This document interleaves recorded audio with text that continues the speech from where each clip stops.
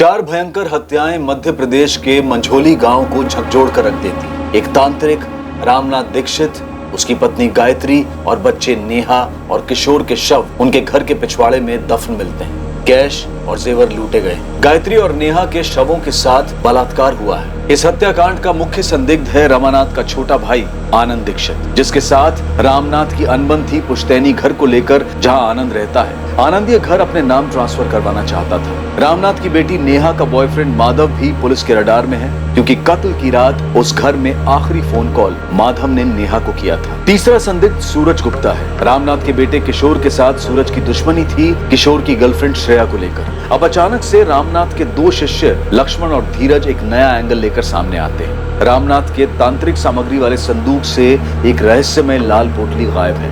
वो शक की उंगली एक दूसरे तांत्रिक गोपाल जोशी पर उठाते हैं। गोपाल जोशी भी कभी रामनाथ दीक्षित का शिष्य हुआ करता था।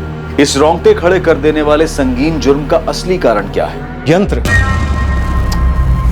क्या बकवास है सब? सर आस्था है लोगों की।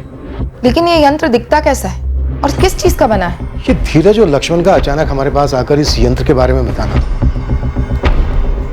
अगर ये जेन्युइन टिप नहीं है तो फिर ये क्या है और क्यों है? रहस्यमय यंत्र वाली लाल पोटली के गायब होने की बात पुलिस के सामने आने से इस मर्डर मिस्ट्री को एक नया एंगल मिल गया। क्या इस नए एंगल में कोई सच्चाई थी, या फिर यह सिर्फ इन्वेस्टिगेशन को गुमराह करने के लिए एक शातिर पैंतरा था, ताकि असली गुनहगार से पुलिस का ध्यान हट जाए?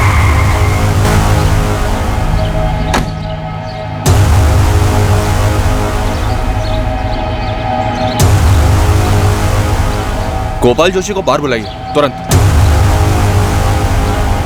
यंत्र? हाँ, एक लाल पोटली में रखा हुआ था, जिसे रामनाथ दीक्षित एक संदूक में रखते थे। तो क्या वो लाल पोटली वहां से गायब है? हाँ, ये खबर हमें उनके चेले धीरज और लक्ष्मण ने दी। तो हम जानना चाहते हैं कि वो दोनों वाकई सच बोल भी रहे हैं या नहीं। ओके मैडम, मैं पता लगाता हूँ, क्योंकि काफ़ी लोग दूर दराज से भी रामनाथ दीक्षित यहाँ आते थे। कोई ना कोई इस पे रोशनी जरूर डालेगा। यहाँ होता था, इधर इसी में रखते थे गुरुजी।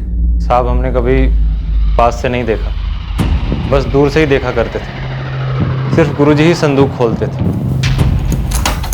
उसके बाद वो अंदर से पोटली निकालते थे, फिर उसके अंदर हाथ डालते थे, ध्यान लगाते थे, साथ में मंत्र पढ़ते थे। साहब वो हमसे कहते थे कि उस पोटली में एक यंत्र है जो सिर्फ और सिर्फ उन्हें चमत्कारी शक्तियाँ देता है, लेकिन वो हमें उस यंत्र को देखने तक नहीं देते थे। अगर वो यंत्र इतना ही खास था कि गोपाल उसे चुराने के लिए इतना खतरनाक रास्ता अपना सकता है,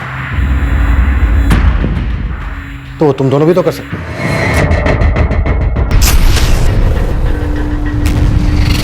हम शिष्य थे गुरुजी के। वो तो गोपाल भी था। साहब वो यंत्र हमारे किसी काम का ना होता।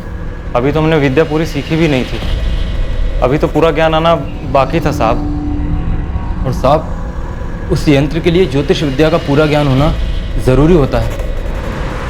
सर, मैं अपने गुरुजी और उनके परिवार के साथ ऐसा करने के बारे में सपने में भी नहीं सोच सकता।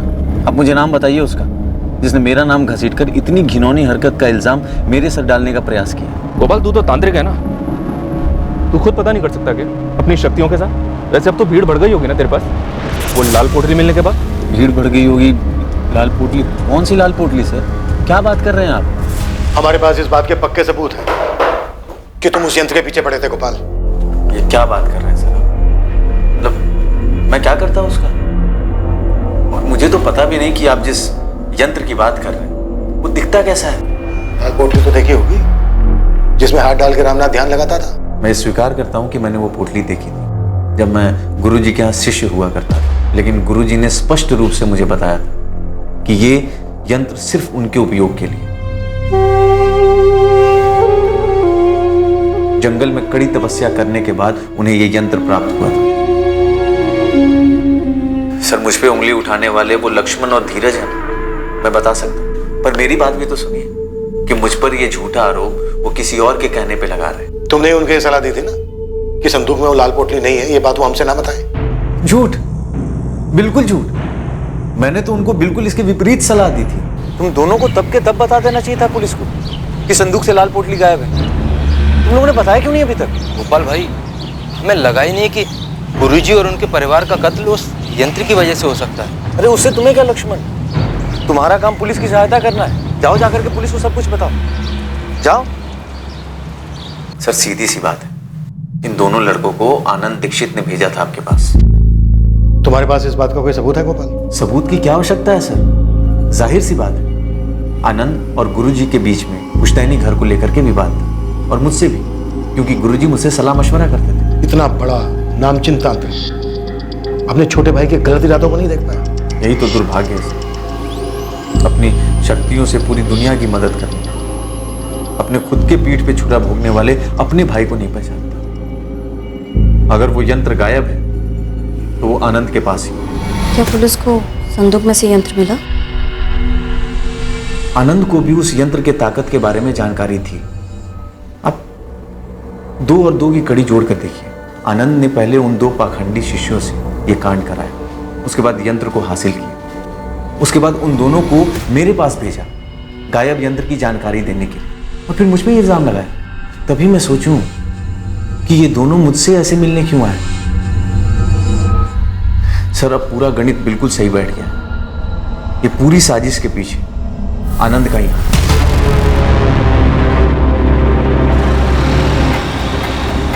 मैडम ये सूरज गुप्ता काफी डिंगे मार रहा है। ठीक से बताओ गुड्डी, क्या मतलब है तुम्हारा? कैसी डींगे? किशोर दीक्षित और उसके परिवार की ऐसी दर्दनाक मौत पर डिंगे। देखो यार, वो कहते हैं ना कि जैसी करनी वैसी भरनी। अब तुम जानते हो श्रेया तो मेरी गर्लफ्रेंड थी, लेकिन किशोर गलत था। मैंने उसको बोला था कि पीछे हट जा, नहीं हटा, और साले ने मुझ पर हाथ उठाया। हुआ क्या, इस दुनिया से ही हट गया। हिसाब किताब एकदम बराबर हो गया। गुरदीप, तुम्हें लगता है सूरज और उसके कॉर्पोरेटर बाप ने मिलकर ही हिसाब किताब पूरा किया होगा? मैडम कॉर्पोरेटर धर्मेंद्र गुप्ता या फिर उसका बेटा सूरज गुप्ता खुद ये कांड करते ना तो शेख चिल्ली वाला मामला होता, मतलब खुद के ही पैर काट डालते। तो इन दोनों ने नहीं किया? मेरे हिसाब से तो बिल्कुल भी नहीं। हाँ, सुपारी वाला मामला हो सकता है। उस पर कोई खबर? यहाँ मझौली में तो कोई नहीं हो सकता। जबलपुर तक की सुपारी मार्केट छान मारी, अभी तक किसी गिरोह का नाम नहीं आया।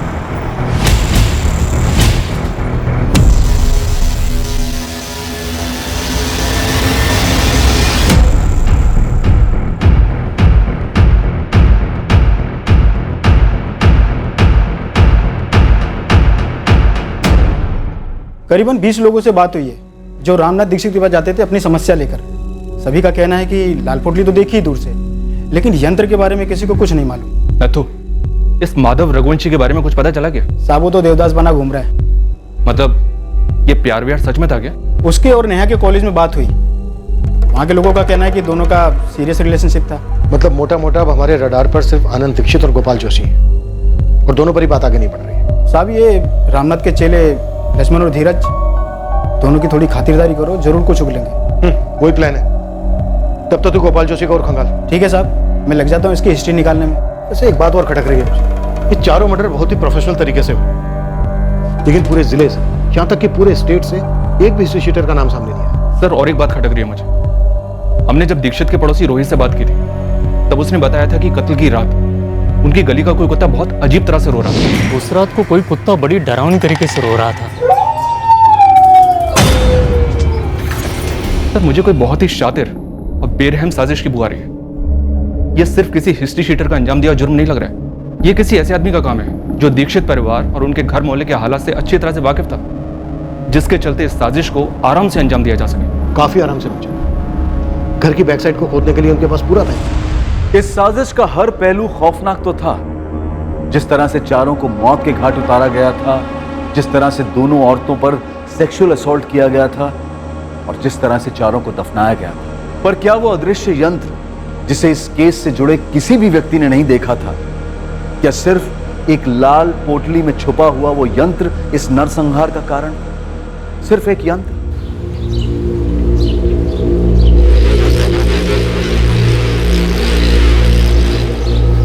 देखिए, लक्ष्मण और धीरज खुद से मुझ पे उंगली नहीं उठाते। कोई है जो उनके कंधे से मुझ पे निशाना साध रहा है। एक बार आप पता तो कीजिए। जी ठीक ठीक।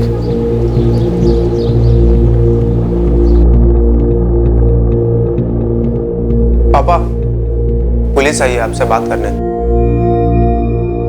आनंद, आपने कैश और जेवर चोरी होने की इंफॉर्मेशन तो दी थी, लेकिन संदूक वाली उस लाल पोटली का जिक्र नहीं किया था जो चोरी हो गई थी, जिसमें रामनाथ जी का यंत्र था। आपने मुझे संदूक खोल कर दिखाया कब? मुझे कैसे पता चलता? हमने एक दफा नहीं आपसे कई दफा पूछा था उस चाबी के बारे में, जिसे रामनाथ जी अपनी कमर से लटका कर रखते थे। कैसे बताता मैं? मुझे क्या मालूम था वो चाबी संदूक की है? और आपको भी तब मालूम पड़ा जब लक्ष्मण और धीरज ने आपको बताया। हमें पता चला है कम से कम 2 लोग थे, ऐसे 2 लोग जो घर के चप्पे चप्पे से वाकिफ थे, रामनाथ दीक्षित के परिवार की दिनचर्या से वाकिफ थे। बोलो, कैसे अंजाम दिया इस कांड को? क्या क्या किया, कैसे किया? हम और क्या बताएंगे, हम उनके शिष्य थे, गुरु थे वो हमारे। साहब, हमारी सिर्फ इतनी गलती है कि हमने लाल पोटली वाली बात आप लोगों को नहीं बताई। इसके अलावा हमें कुछ नहीं मालूम ये सब किसने किया है। वो आदमी कौन है जिसने तुमसे कहा गोपाल जोशी पर उंगली उठाने के लिए? हमें किसी ने नहीं कहा साहब। और साहब ये बात सच है, गोपाल भाई ने ही हमें मना किया था आप लोगों को यंत्र वाली बात ना बताएं। 2 घंटे दे रहा हूं तुम दोनों को, अच्छे से सोच लो।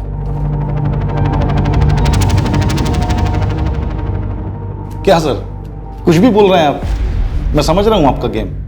आप तुक्का लगा रहे हैं मुझसे कुछ भी बुलवाने के लिए। कोई तुक्का नहीं लगा रहे। 4 मर्डर हुए हैं, तुम्हारे भाई का, भाभी का, भतीजे का, भतीजी का। सर मुझे पता है उस धीरज ने और लक्ष्मण ने आपके कान भरे होंगे मेरे खिलाफ, लेकिन उनकी मनगढ़ंत कहानी से यह साबित नहीं हो जाता कि मर्डर मैंने किया है। और रही बात उस यंत्र की, मुझे मालूम पड़ा कि वो चोरी हो गया, लेकिन सर वो लाल पोटली वाला यंत्र, हमेशा से उस पर मैं हंसता था। सस्ती नौटंकी के अलावा कुछ भी नहीं था मेरे लिए वो। और अपने भैया को भी मैं कभी कोई चमत्कारी गुरु नहीं मानता था, एक नंबर का पाखंडी समझता था उनको। सैकड़ों लोग आते थे उनके पास। सर दुखी और परेशान आदमी उम्मीद की हर चौखट पे माथा टेकता है, और मेरे भैया उम्मीद की पुड़िया बना के देने में माहिर थे। और वो पुड़िया थोड़ी देर के लिए लोगों को सुकून देती, सुकून के अलावा कुछ नहीं। और ये जो यंत्र मंत्र है ना, सब ढकोसला था, एक पैसे की चमत्कारी शक्ति नहीं थी उसमें। तुम मेरी शक्तियों को मानो या न मानो उससे कोई फर्क नहीं पड़ता मुझे। तुम्हें बस घर का लालच है, उसी की बात करो। लालच नहीं, हक है मेरा। पुश्तैनी मकान है वो। एक तो आप मकान छोड़कर अपनी ये पाखंड की विद्या सीखने चले गए, और दूसरे उस मकान की मरम्मत के लिए पानी की तरह पैसा बहाया मैंने। और तीसरी सबसे अहम बात, माँ बाबूजी की सेवा की आखिरी दम तक, जब आप दुनिया को ठग के पैसे कमा रहे थे। और इन सब के बावजूद आपको अच्छी खासी रकम दी मैंने मकान के नाम पे। और अब जो आप मांग रहे हैं ना, वो लूट है, और आप लूट में माहिर हो चुके हैं अपनी यंत्र मंत्र की विद्या से। आज 30 लाख कीमत है उस घर की, मैं तुमसे 15 मांग रहा हूं, आधा। तुम बाकी के 7 लाख दो, मैं आंख मूंद कर कागजात पे दस्तखत करता हूं। रही बात यंत्र तंत्र की, वो मेरा पेशा है, उससे तुम्हारा कोई ताल्लुक नहीं। मानता हूं ताल्लुक नहीं था मेरा, और ये भी मानता हूं कि कानूनी तौर पे 7 लाख रुपए देने थे मुझे पुश्तैनी मकान के लिए, और जो मैंने इकट्ठे भी किए अपनी छोटी सी दुकान चलाकर, मेहनत की कमाई से, कोई यंत्र वाली ठगी से नहीं। पर वो यंत्र था क्या? सर बोल तो रहा हूं, उस लाल पोटली में लिपटी हुई ठगी थी, बकवास था, जिसके जरिए भैया लोगों को बेवकूफ बनाते थे, ढेर सारे पैसे कमाते थे। आनंद, लेकिन ये नामुमकिन है कि तुम्हें पता ही नहीं था कि उस संदूक के अंदर वो लाल पोटली है, और रामनाथ जी की कमर से बंधी चाबी से वो संदूक खुलता है। आनंद, यंत्र चुराने वाले ने रामनाथ दीक्षित की कमर पर बंधी चाबी से वो संदूक खोला, यंत्र बाहर निकाला, वापस उस संदूक को ताला लगाया, और वापस वो चाबी रामनाथ की कमर पर बांध दी। सर आप तहकीकात करने वाले एक पेशेवर हैं, आप लोगों के बयान से सच्चाई जान लेते हैं। मुद्दे से मत हटो। मुद्दा वही है सर, इन पेशेवर भविष्यवक्ताओं का खेल भी वही है। ये लोगों से पूछताछ करते समय अंदाजा लगा लेते हैं कि सामने वाले की कमजोरी क्या है। जबान तो पहले ही मीठी होती है उनकी, ले लेते हैं लपेटे में। और रामनाथ भैया तो इस आंखों में धूल झोंकने वाली कला के माहिर हो गए थे। रामनाथ दीक्षित और उसके पूरे परिवार का कत्ल किया गया, उनकी पत्नी और बेटी की लाशों के साथ घिनौनी हरकत हुई है। अब तुम चुपचाप ये बताओ, इस कांड को कैसे अंजाम दिया? मैंने नहीं किया सर। किन चीजों का सहारा लिया आनंद? और कुत्ते के रोने की आवाज किसने निकाली?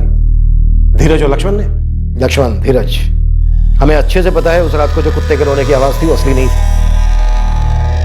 तुम दोनों ने वो आवाजें निकाली थी। तुम्हारे गुरु रामनाथ दीक्षित कुत्ते के रोने का अपशकुन मानते थे, इसलिए कुत्ते को भगाने के लिए उन्हें घर से बाहर आने के लिए मजबूर होना ही था।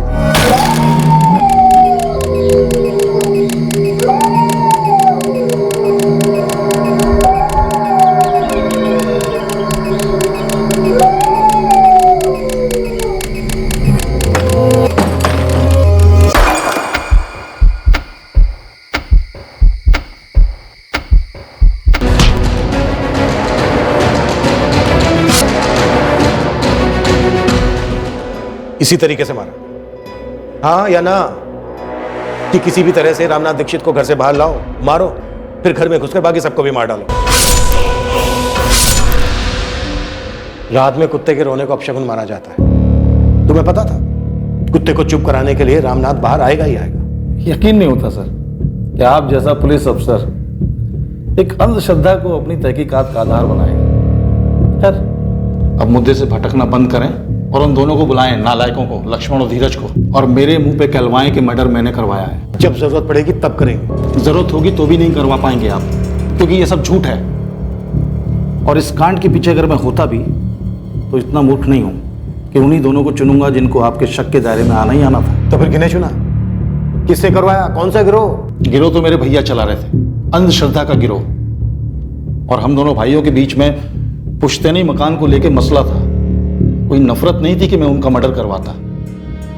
आप ऐसे आदमी को ढूंढिए जिसे मेरे भैया से इतनी नफरत हो कि मेरी भाभी और भतीजी।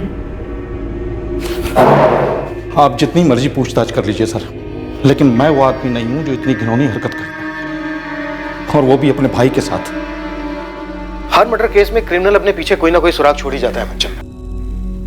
इस केस में 4 मर्डर हुए, 2 सेक्सुअल असॉल्ट हुए, लेकिन क्रिमिनल ने एक भी ऐसा निशान नहीं छोड़ा जिसके बलबूते हम किसी नतीजे पर पहुंच सके। सर, सारे एंगल्स इस वक्त पर्सनल हैं और रहस्यमय लाल पोटली में लिपटा हुआ वो जादू यंत्र, लेकिन इनमें से कोई भी एंगल कोई स्ट्रॉन्ग रीजन नहीं दे रहा। इस केस में एक बात और गौर करने वाली है मनचंदा। सेक्सुअल असॉल्ट बहुत ही विकृत तरीके से हुआ, लाशों के साथ रेप किया गया, लेकिन क्रिमिनल ने वहां भी कोई अपना निशान नहीं छोड़ा। वेजाइनल स्वैब्स में कोई सीमेन के स्टेन्स नहीं मिले हैं। मतलब मुजरिम ने या मुजरिमों ने कॉन्डोम यूज किए होंगे। प्राइवेट पार्ट्स पर जख्म तो हैं, तो यस, कॉन्डोम्स यूज किए होंगे। और डॉक्टर, रेप कत्ल होने के बाद हुए? हाँ, इस हद तक विकृति।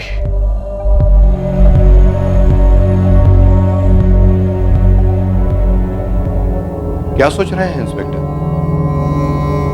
मनचंदा, एक बात मेरे दिमाग में आई थी। इस केस में क्रिमिनल ने सेक्सुअल असॉल्ट के लिए जो तरीका अपनाया वो काफी विकृत तो है, लेकिन इन्वेस्टिगेशन के पॉइंट ऑफ व्यू से काफी सेफ भी है। पकड़े जाने का डर मिनिमम है। अगर उसने रेगुलर तरीका अपनाया होता तो शायद सीमेन के ट्रेसेस से वो पकड़ा जाता। इस पूरी वारदात को अंजाम देने के लिए उसने दिमाग काफी तेज लगाया है। जी सर। मनचंदा, इस केस में हम पर्सनल एंगल को ठीक से फोकस कर रहे हैं ना, या फिर हमसे कुछ छूट रहा है? तो फिर और कौन हो सकता है सर? कोई राह चलते चोरों चक्के? पर इसकी भी तो हमें कोई लीड नहीं मिली है।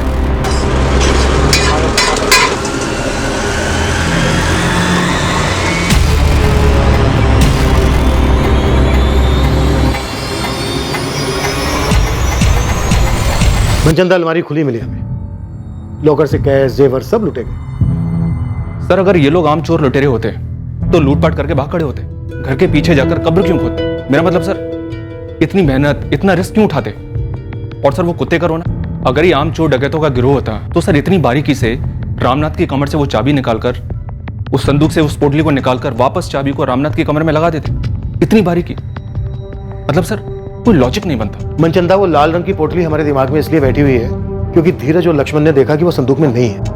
हो सकता है लुटेरों ने उसको छुआई ना हो, रामनाथ ने पहले से उसको निकाल के कहीं और रख दिया हो, या फिर किसी को दे दिया हो। सर, मुश्किल लगता है, और अगर ऐसा हुआ भी हो तो बाकी बातें एड ऑन नहीं होती है सर। मुझे लगता है कि आम चोरी के दौरान हुए मर्डर का केस है ही नहीं, रेगुलर हिस्ट्री शीटर्स नहीं थे वो लोग। सर, इस गोपाल जोशी की पूरी कुंडली निकाली है। ऐसी कोई लीड जो उसे इस जुर्म से जोड़ सके? इस वक्त कुछ कहना मुश्किल है सर, लेकिन उसकी कुंडली में काफी उतार चढ़ाव है, स्पेशली पिछले 4 सालों। 4 साल पहले तक वो जबलपुर के बाहर एक फैक्ट्री में कारीगर था। 2013 में गोपाल के पिता अनिल जोशी सीरियस स्ट्रोक के शिकार हुए थे। लकवे के उस स्ट्रोक के बाद वो कभी बिस्तर से उठ नहीं पाए। उसी महीने में गोपाल की फैक्ट्री में कटौती की वजह से गोपाल को नौकरी से हटा दिया गया। 2 दुर्घटनाएं एक साथ होने पर हताश होकर गोपाल रामनाथ जी के दरवाजे पर जा पहुंचा। उसे अपने बुरे वक्त को समझना था, आगे का रास्ता जानना था।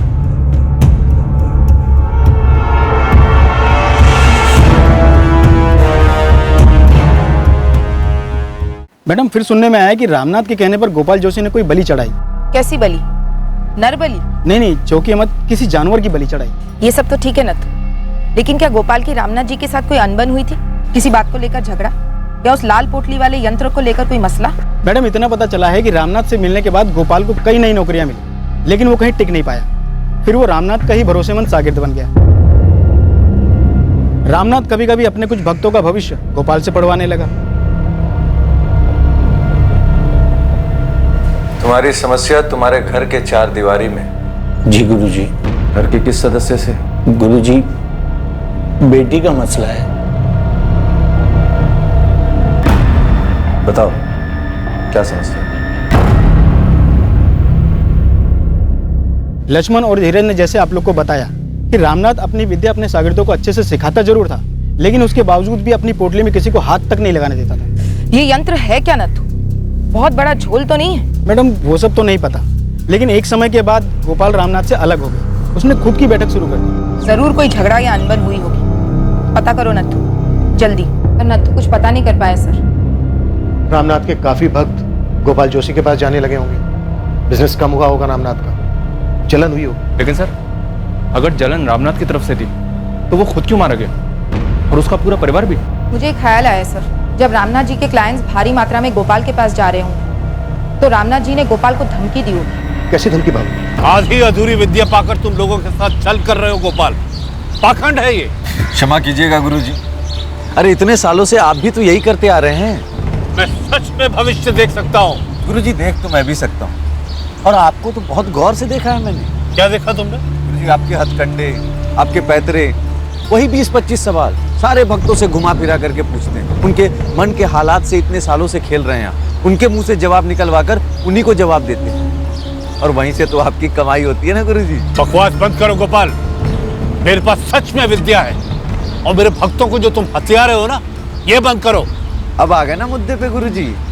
आपसे देखी नहीं जा रही ना मेरी सफलता और आपकी घटती हुई कमाई। याद रखो, मैंने तुम्हें ये विद्या सिखाई, मैं इसे वापस भी ले सकता हूँ। धमकी दे रहे हैं आप? चेतावनी दे रहा हूँ। तुम जिस हालत में मेरे पास आए थे तो मुश्किलों से घिरे हुए थे। मैंने अपनी मंत्र विद्या और यंत्र की शक्ति से तुम्हारी सारी मुश्किलें दूर की। मुझे अगर क्रोधित करो, नाखुश करोगे तो वही हालात है, पर उससे भी बदतर हालात में पहुंचने में देर नहीं लगेगी। इतनी शक्ति है मेरे पास। पुलिस ने अनुमान लगाया था कि इस तरह का कोई झगड़ा गुरु और शिष्य के बीच हुआ हो सकता है, जिसकी वजह से गोपाल ने इस हत्याकांड को करने की ठान ली। ये सिर्फ आपका अनुमान है, सिर्फ अनुमान। और वैसे भी चमत्कारी शक्तियों पर आप लोग कब से विश्वास करने लगे? लोगों का विश्वास जीतकर उनसे पैसे तुम और रामनाथ जैसे लोग कमाते हैं। कौन ना करता है आती हुई लक्ष्मी को। ये बिजनेस है हमारा। लोगों को उम्मीद की पूरी देकर हम अपने घर की दाल रोटी चलाते हैं। मैं भी तो गया था रामनाथ जी के पास, हताश हालत। और फिर वहीं टिके रहे, लंबे अरसे तक वहीं रहे। तो क्या करता मैं? किसी भी तांत्रिक के पास जाना सर एक आदत होती है, जो धीरे धीरे लत बन जाती है नशे की तरह। बंदा खुद के लिए भी फैसला अकेले नहीं कर पाता, किसी भी मुश्किल का सामना नहीं कर पाता, कोई खुशी नहीं मना पाता। वो हर दूसरे दिन बाबा के चरणों में जाकर गिरा रहता। यही हमारा बिजनेस है, यहीं से हमारी कमाई होती है। ये बात मैं बहुत पहले समझ चुका था। फिर भी रामनाथ जी की धमकी से डर गए? सर, झूठी शक्तियों की धमकी से कौन डरता है? तो पहली बात कि रामनाथ जी ने तो मुझे कभी धमकी दी ही नहीं थी। वो बहुत ईमानदारी से अपना व्यवसाय कर रहे थे, मैं अपना कर रहा था। और सर, रामनाथ जी और उनके पूरे परिवार को इस तरह मारकर मुझे क्या हासिल होगा, क्या मिला? तुम अब भी उंगली रामनाथ के छोटे भाई आनंद दीक्षित पर ही उठाओगे? जी बिल्कुल। इन सब के बीच में सबसे ज्यादा फायदा आनंद दीक्षित को ही हुआ।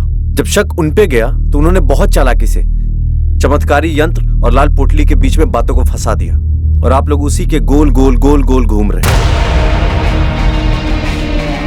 आनंद दीक्षित के पीछे पूरी टीम लगाई गई। उसकी एक एक हरकत पर नजर रखी गई। जिन्हें क्लीन चिट दी गई थी उन्हें दोबारा से पुलिस की रडार में लाया गया। नेहा दीक्षित के बॉयफ्रेंड माधव की बार बार पूछताछ हुई, इस उम्मीद में वो शायद कोई और खुलासा करेगा और उस रात पर रोशनी डालेगा और मुजरिमों का कुछ तो पता चलेगा। लक्ष्मण और धीरज, रामनाथ दीक्षित के दोनों स्टूडेंट्स पर कड़ी नजर रखी गई। टीम सिर्फ इसका इंतजार कर रही थी कि कब इनमें से कोई फिसले और इस केस की कोई तगड़ी लीड मिले। क्राइम सीन का भी बार बार री एग्जामिनेशन हुआ।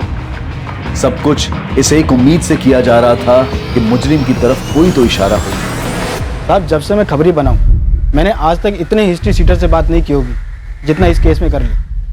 मैं लगभग दावे के साथ कह सकता हूँ ये काम किसी हिस्ट्री शीटर का तो नहीं है। तो फिर कौन हो सकता है? अगर ये रामनाथ दीक्षित के शागिर्दों में से कोई नहीं है, इसमें कोई हिस्ट्री शीटर इन्वॉल्व नहीं है, तो फिर वो कौन हो सकता है जो एक रात आया, घर में चोरी की, 4 मर्डर किए, 2 सेक्सुअल असॉल्ट किए, फिर लाशों को घर के बैक साइड में दफना कर बिना कोई सबूत छोड़े चला गया?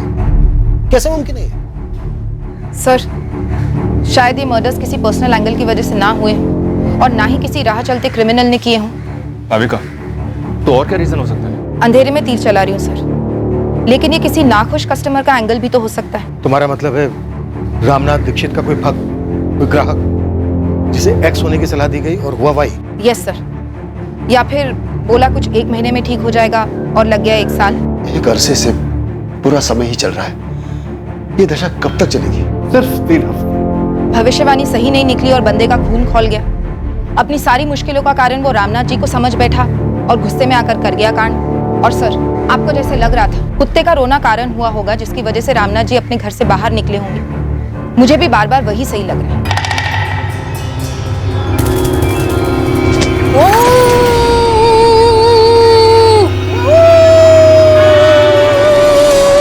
और सर, कुत्ते का वो रोना सिर्फ एक पैतरा नहीं था, मैसेज था एक घायल इंसान का रामनाथ जी के लिए कि सुनो, जिस पर तुम इतना विश्वास करते हो आज वो तुम्हारी मौत का कारण बनेगा। एक बौखलाए हुए भक्त की मानसिकता। मैडम, खूनी अगर भक्तगण में से है तो उसको ढूंढना घास की बोरी में सुई ढूंढने के बराबर होगा। सालों से भक्त आते हैं, कई सारे मध्य प्रदेश से, कई बाहर से। भाविका, हमने भी तो ऐसे कई लोगों से बात की है जिन्होंने रामनाथ से पुड़िया ली थी। मुश्किल से 4-5 ऐसे होंगे जिनको लाभ हुआ होगा। अब एक तांत्रिक की भविष्यवाणी का सच ना होना इसका मतलब ये तो नहीं कि कोई इतनी बुरी तरह से बदला लेगा। काश इस वक्त हमारे पास भी कोई यंत्र होता, हम भी मंत्र फूंक सकते, या फिर हमें ऐसा कोई बाबा मिल जाता जिसके सामने हम इस केस को खोल कर रखते और वो यूं चुटकी बजाकर मुजरिम और मोटिव दोनों का खुलासा कर देते। ये लो, हो गया केस सोल्व, कर दो क्लोज। मजाक अपनी जगह है, 3 हफ्ते हो गए हैं, 3 हफ्ते इन 4 मर्डर्स को हुए और अभी तक हमें एक भी सुराग नहीं मिला। दरअसल मुजरिम पूरे 3 हफ्ते तक पुलिस की नाक के नीचे था, लेकिन मुजरिम तक पहुंचना मुश्किल था क्योंकि उसे इस जुर्म से जोड़ने के लिए ठोस सबूत चाहिए थे। यह केस लंबे अरसे तक अनसुलझा नहीं रहा, कुछ अचानक होने वाला था जो इस केस के सभी पत्तों को बिखेर कर मुजरिम का पत्ता सामने लाने वाला था।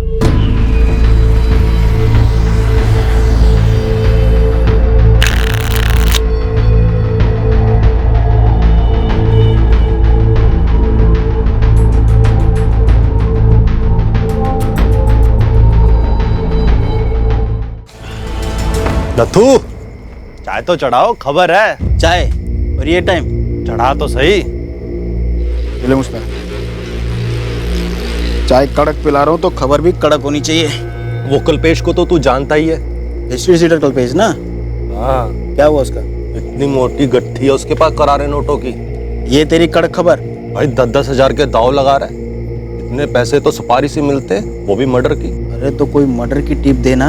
भाई वो तुम ढूंढो ना, हमने तो तुम्हें तिल्ली दिया जला के, मशाल तुम बनाओ।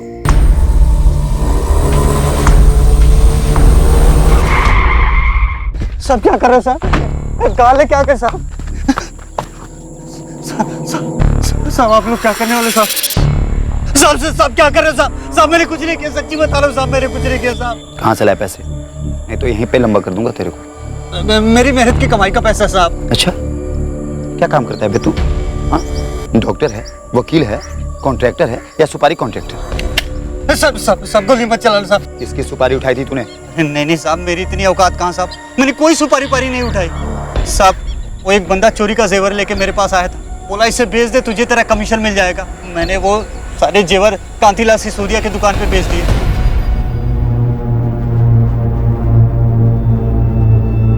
5 लाख का माल था साहब। कांतीलाल सिसोदिया ने मुझे 4.25 दिए, मैंने उसमें से 50 रखा, बाकी सामने वाली पार्टी को 3.75 दे दिए।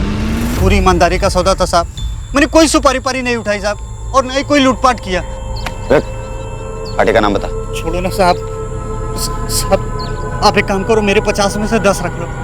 अच्छा चलो 20 रख लो साहब। अभी ये किसने दिया, किधर से आए, सब जाने दो ना साहब, इसको इधर ही रफा दफा कर देते हैं साहब।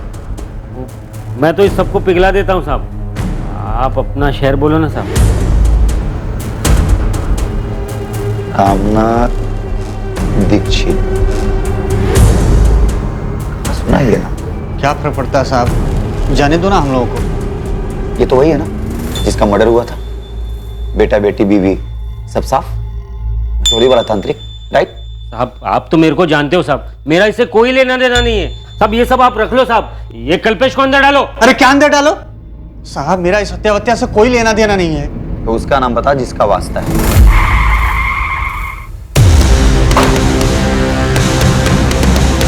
देखा साहब, हमें एक छोटे से कल्पेश के टिप ने कहां से कहां पहुंचा दिया। साहब रवि नाम है उसका। सर रवि ही मिला था मुझे माल लेकर। कब आया था? यही कोई 1 महीना पहले।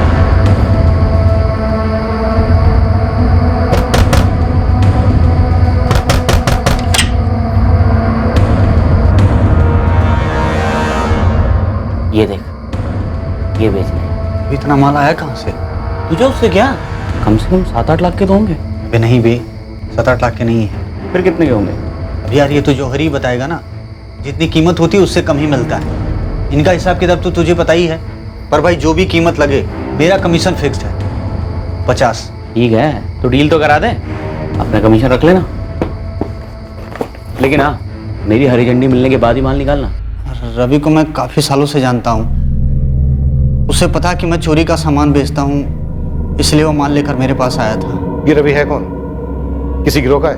नहीं साहब, वैसे तो ये सीधे काम में है। ऑमलेट और पराठे का ठेला लगाता है मझोली में।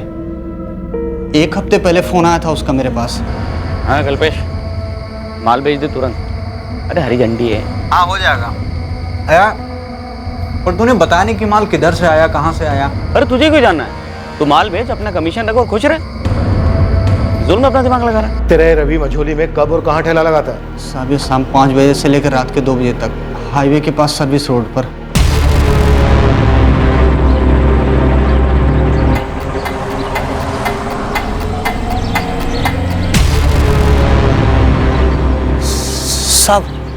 साहब हो रहा साइकिल पर रवि।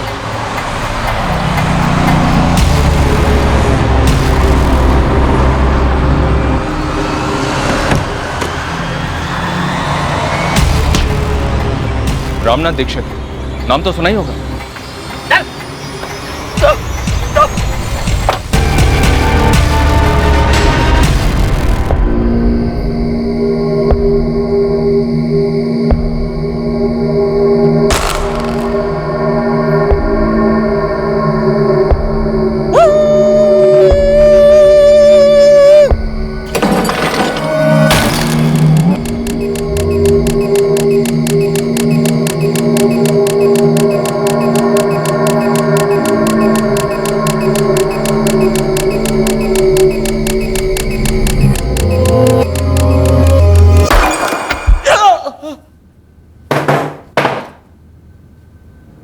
किसके कहने पे ये सब किया रवि?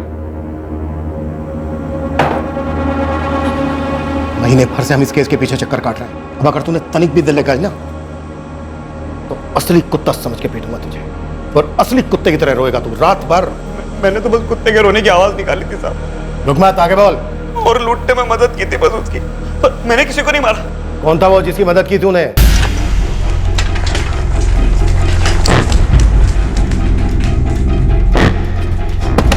धीरज, धीरज, पुलिस को वो बंदा मिल गया है जिसने गुरुजी के जेवर बेचे। क्या क्या बोला वो?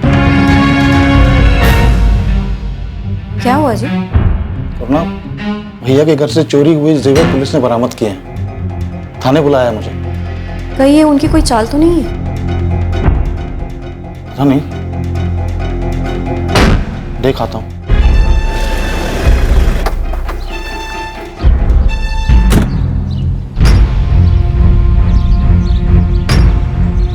गोपाल, गोपाल जोशी। जी इंस्पेक्टर। मुजरिम पकड़ लिया हमने। कौन है? बताते हैं, चलो हमारे साथ। बताइए ना सर, किसे पकड़ा है आप लोगों ने? एक क्रिमिनल है, हिस्ट्री शीटर। कौन है ये? पहले जबलपुर पुलिस ने उसे पकड़ा था पैसों के साथ, जो उसने कुछ जेवर बेचने के बाद कमाए थे बतौर कमीशन। अच्छा, फिर जेवर बरामद हुए। और उन जेवर में से चांदी के एक गिलास पर रामनाथ दीक्षित का नाम लिखा हुआ था। फिर ये कल्पेश मझौली में एक बंदे से मिला जिसने कल्पेश को वो जेवर दिए थे बेचने के लिए। रवि नाम है उसका। इस रवि को वो जेवर बेचने के लिए किसने दिए थे? गोपाल जोशी। किसने दिए थे सर? आप मुझसे क्यों पूछ रहे हैं?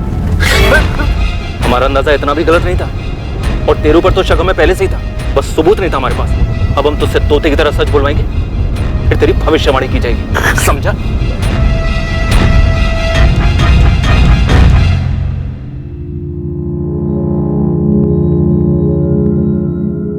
नाम बोल रवि, नाम बोल।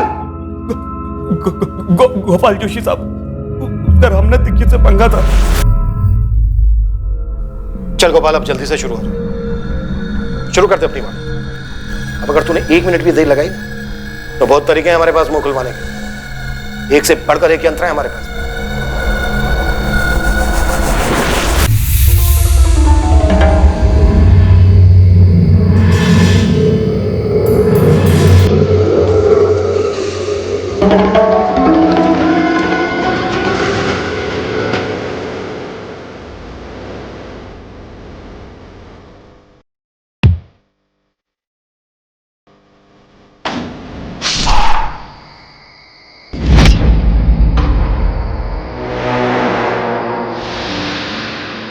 मैं वो कसाई वाला चॉपर ले आऊंगा, एक बार में काम तमाम। कल रात ही करना हो और कल पूर्णमासी भी है।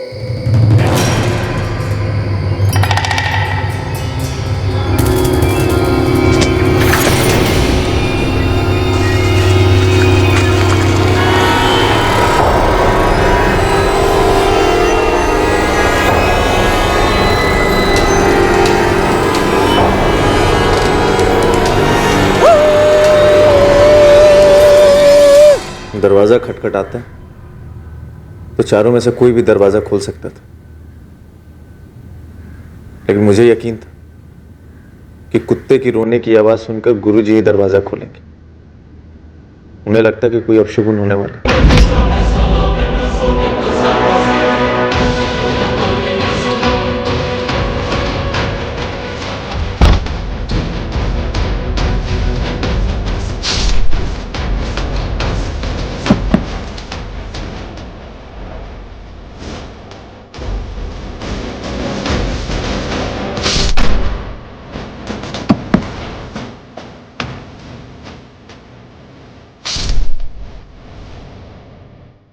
जो भी सामने आया सबको मार दिया। हाँ, क्योंकि कोई बचता तो भागता, शोर मचाता, लोग इकट्ठे हो जाते। मतलब पूरी फैमिली का सफाई करना है, ये पहले से तय था? नहीं साहब, मैंने किसी को नहीं मारा। मैंने तो बस चोरी में मदद की थी और लाशों को दफनाने में। गायत्री दीक्षित और नेहा दीक्षित की लाशों के साथ जो किया वो किसने किया? बोल गोपाल, सुन रहा हूं मैं, बोल।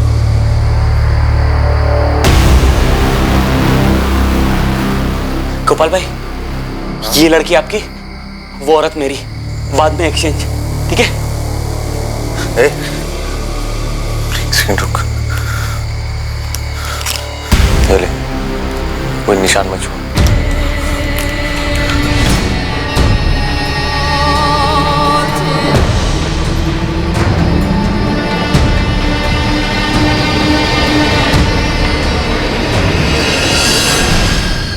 इतना सब कुछ तूने उस लाल पोटली के लिए किया, उस यंत्र के लिए?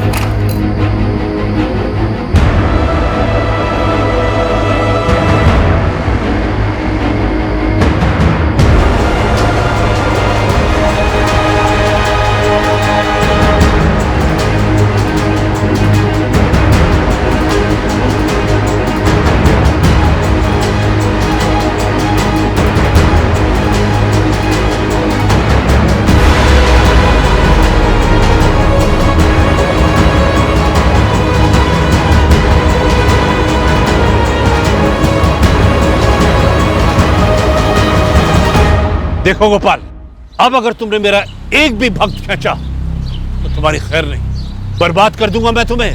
पहले मुझसे मेरी विद्या सीखी और अब तू मेरे ही ग्राहक छीन रहा है। तेरी इतनी हिम्मत।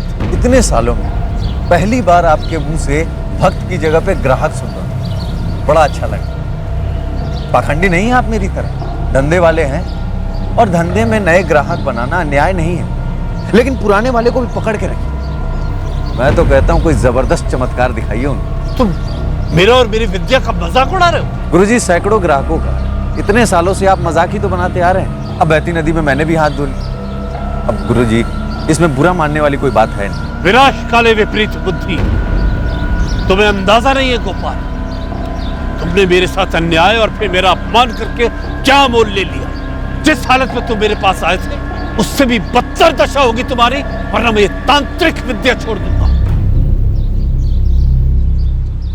एक डर अंदर ही अंदर था मेरे, कहीं गुरुजी के पास उस यंत्र की ताकत हो, शायद दुनिया में ऐसी कोई ताकत हो।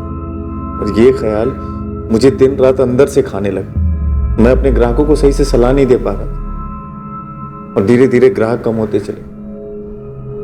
जो कमाया था वो घटता चला गया।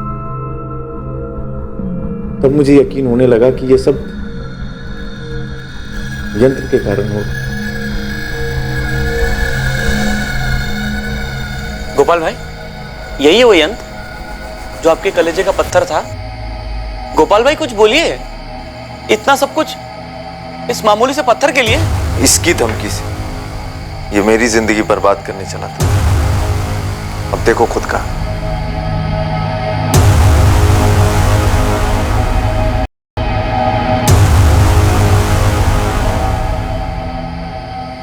गोपाल भाई, आपका यंत्र मिल गया। मुझे लगता है अब यहाँ से निकलना चाहिए। 4:30 हो चुके हैं। घर से नकद और जेवर लेके चलते हैं। चलिए। लाल पोटली कहाँ है? जला दी मैंने। उसके अंदर जो पत्थर था वो मेरे घर पे पड़ा। तुम अब भी उस पत्थर को चमत्कारी समझते हो? तंत्र का यंत्र है वो। कुछ जेवर भैया के नाम पे हैं और कुछ भाभी के। उस पोटली में सच में सिर्फ ये पत्थर था? हाँ, सिर्फ पत्थर, और तुम लोगों के लिए यंत्र।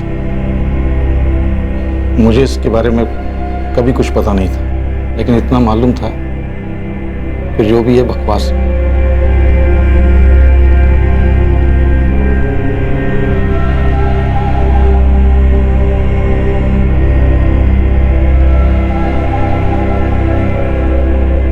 गोपाल जोशी और रवि को आईपीसी की धारा 302 के तहत मर्डर, आईपीसी की धारा 376 के तहत रेप और आईपीसी 201 के तहत सबूत मिटाने के चार्जेस पर गिरफ्तार किया गया है। रामनाथ दीक्षित से बदला लेने और उसके यंत्र को हथियाकर उसकी चमत्कारी शक्तियों को खुद पाने की निर्भीकता में गोपाल जोशी ने इन 4 भयंकर हत्याओं को अंजाम दिया था,